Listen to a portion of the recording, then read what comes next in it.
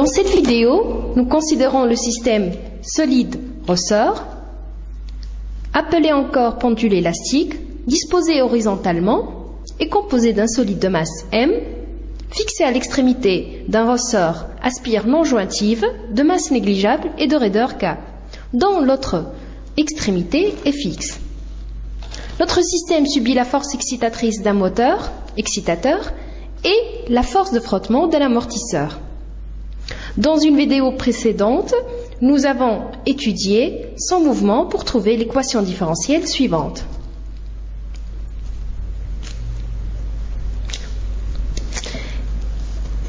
M d carré x sur dt carré plus h dx sur dt plus k de x égale fm sinus oméga t.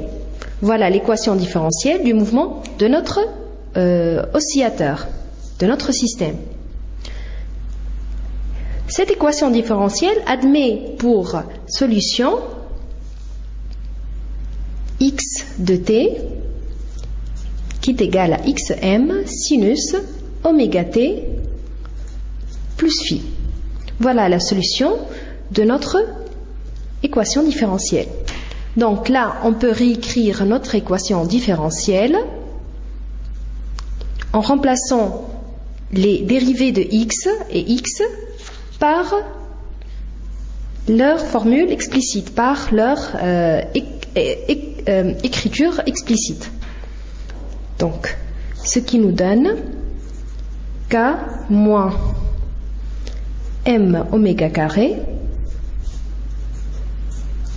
xm sinus oméga t plus phi plus h oméga xm sinus oméga t plus phi sur 2 est égal à fm sinus oméga t. Voilà comment s'écrit notre équation différentielle quand on explicite les x et leurs dérivés. Donc maintenant, on va voir, grâce à la construction de Fresnel, 3 cas où l'on compare la pulsation imposée par l'excitateur avec la pulsation propre que l'on écrit oméga 0 égale oméga 0 carré égale à K sur M. Donc là, on va comparer oméga 0 carré par oméga carré qui est la pulsation imposée par l'excitateur et on va voir les 3 cas de figure et ce que ça nous donne. L'équation différentielle qui nous donne K moins M oméga carré xm sinus oméga t plus phi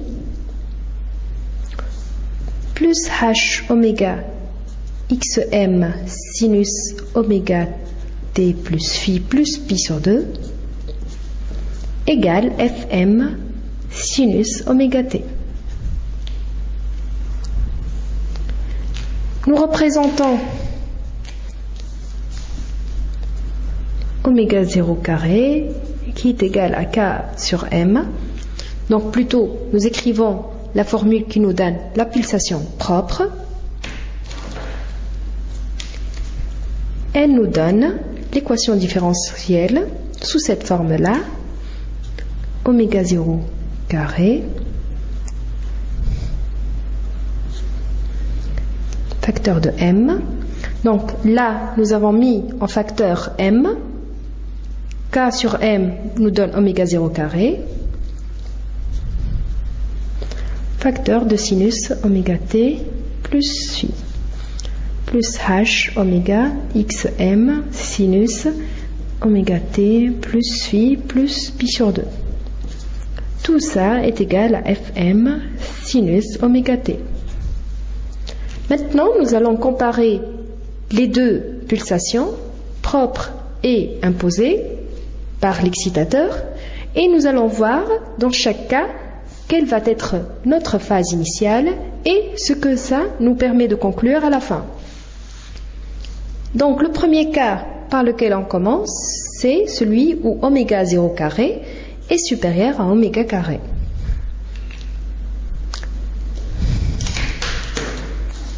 Donc, nous faisons la construction de Fresnel qui y correspond.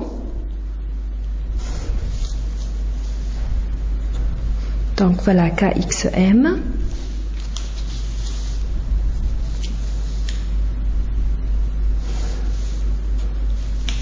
Moins M oméga XM.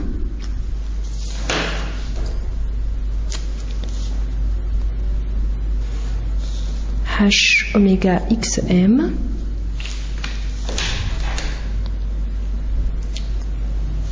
Et voilà notre force F de M. Et cette ouverture-là, cet angle-là, c'est notre phase. Donc, phi, elle est entre moins pi sur 2 et 0. Le deuxième cas est pour oméga 0 inférieur à oméga carré. Nous faisons toujours la construction de Fresnel qui lui correspond. Donc ça c'est KXM.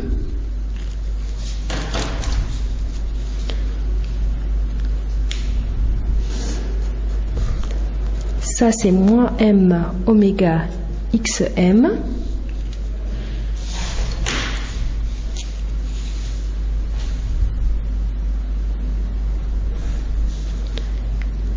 H oméga XM.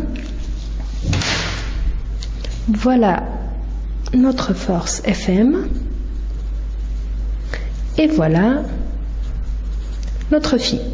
Donc là, phi est entre moins pi et moins pi sur 2. Voilà notre phase pour ces deux cas où oméga 0 carré est supérieur à oméga et où oméga 0 carré est inférieur à oméga carré. Oméga égale à oméga 0. Nous faisons le schéma de Fresnel qui lui correspond.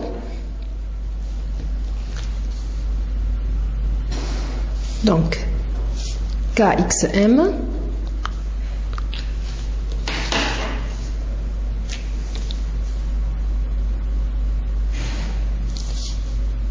moins M oméga XM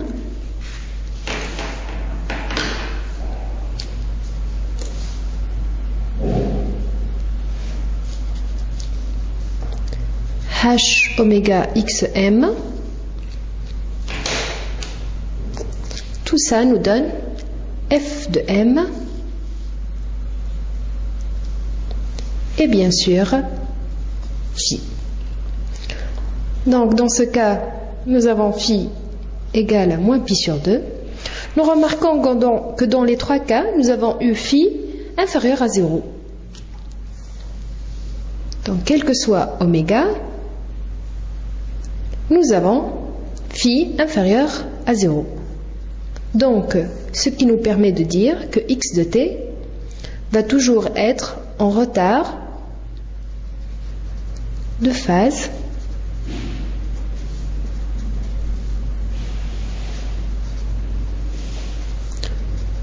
sur f de t. La leçon est maintenant terminée. Je vous attends sur le forum pour répondre à toutes vos questions. Topnet, very intelligent people.